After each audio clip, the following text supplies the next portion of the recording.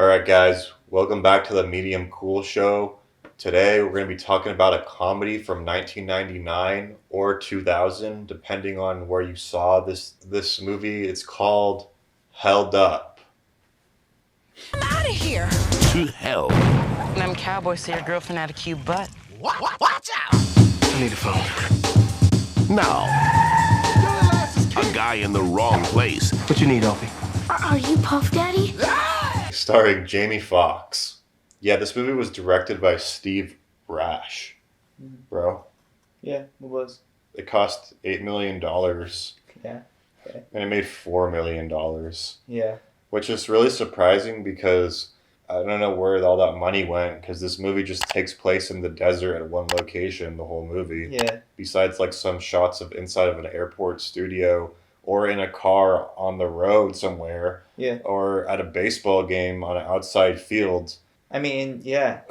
This is a comedy movie with Jamie Foxx. He's a legend in his own right. He's funny. He's really funny, yeah. In this movie, he kind of plays like the cool black guy type dude who like. Yeah, I don't think he's even cool. I don't think he's trying to be cool, but he's so nerdy, you know what I mean? Yeah, he's trying to be cool. He's trying to look like P. Diddy in this.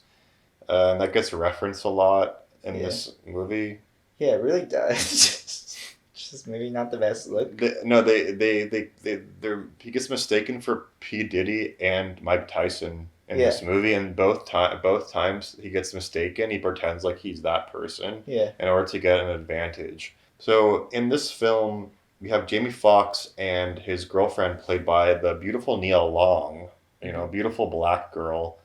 You've seen her before and stuff, but this is over 20 years ago, 25 years ago. And they're on a road trip somewhere like in Texas or Arizona. No, they're in Nevada.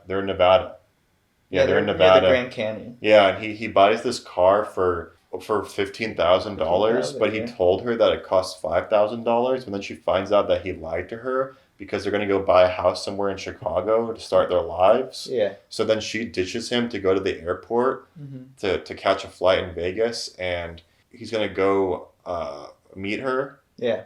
But what happens is that his car gets stolen at the gas station that they're at, and then while he's at the gas station, there's these robbers that come in and hold him up. Yeah.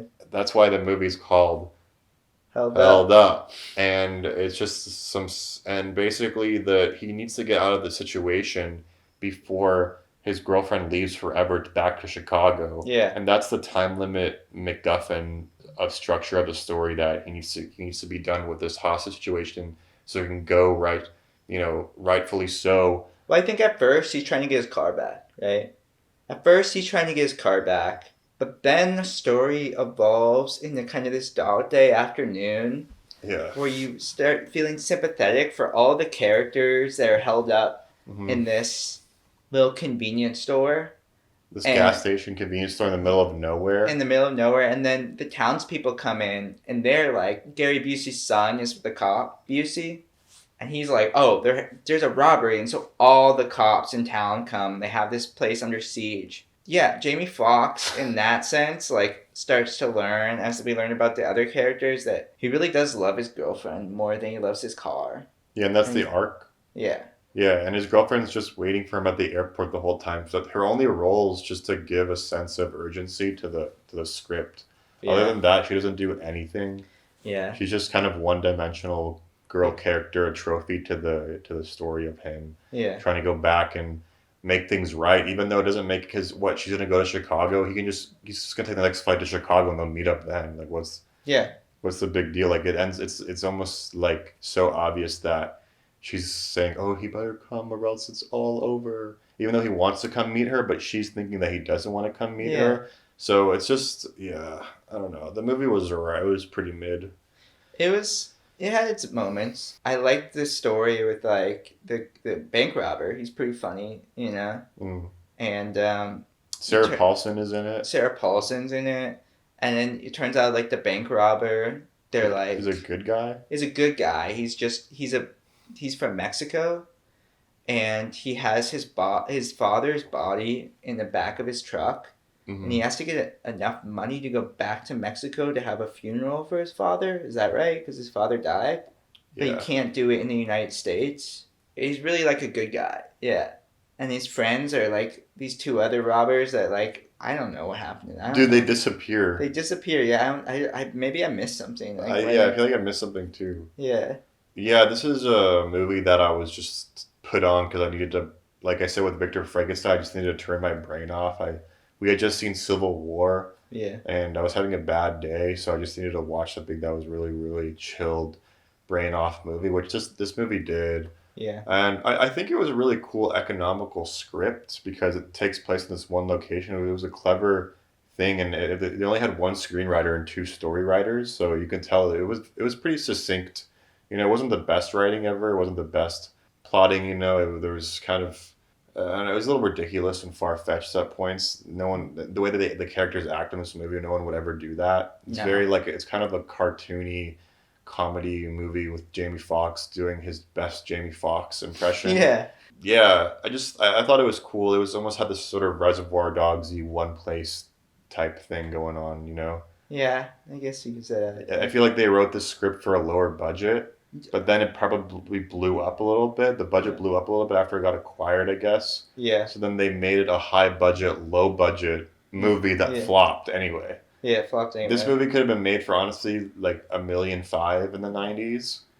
But instead, it was for some reason it was made for $8 million, and that wasn't the point. I think when they wrote the script, they thought, oh, we'll be able to make this like for very cheap because it's so all takes place in one location and it's kind of has a interesting economical wit to it. But I don't think they were able to pull that off because it didn't make any money. It made $4 million on an $8 million budget, dude. Yeah. I don't see what the point of it was. Yeah. But it was on Tubi, by the way. I had never heard of this movie before. Have you heard of it before? No, I had never heard of it. No. I just like the thumbnail. You know, it's very much like a Luke movie thumbnail. Yeah, Luke from the Cinnabums. But that thumbnail, it just looked like I know what I'm getting myself into, and I kind of knew what it was going to be like. I wasn't expecting anything. I just wanted to turn my mind off. Yeah. But it's also kind of a hidden gem type movie on Tubi. There's so many little hidden gem things. Like there are, dude. A lot of good black cinema. Yeah, I mean, there's a lot of really good cinema on Tubi. Like, there's deep cuts, you know? And I really appreciate that they're going to, like, put something like this on there. And you can find it, and you can watch it. Yeah. You know what I mean? Like, it's a movie that I think if we didn't have Tubi, I would never have watched. I never would have found. Yeah, exactly, you know what I mean? Yeah. And I would have never watched Don't Be a Menace to South Central While Sipping Juice in Your Hood either. You don't think so? Which is another good one that... Yeah. But it's the Wayans brothers, right? Yeah. Don't sip... Yeah. Yeah, it's the Wayans... And I remember hearing about it in the book we're reading. Oh, yeah, they do. Because I think Miramax picks it up. Yeah. That's so... I think Dimension picks it up. Oh, because Dimension also did Scary Movie, which is also the Wayans. Too. Yeah. But, I don't know. I would probably prefer... If I'm going to watch kind of like a black comedy, I would prefer watching one of those Keenan Ivory Wayne movies. Mm-hmm. But yeah, should we watch some more black comedies? Leave a comment below. Shut the fuck up. Yeah. We only talk about like white kind of stuff. I feel like there's a lot of good black cinema, and there is a lot of them on Tubi that I like to watch. Like a lot of blaxploitation films, grindhouse movies. Yeah. I feel like we should talk about some of them more because they're really good. I'm down, yeah. There's a lot of fucking white comedies. They're so fucking boring, dude. Oh my god. Like they're not even comedies, you know what I mean? Yeah, there's this one movie on Tubi that I do want to watch. I think they took it off though, but it was called Mo Money, Keenan Ivory Wayans or Marlon Wayans, and I want to see that.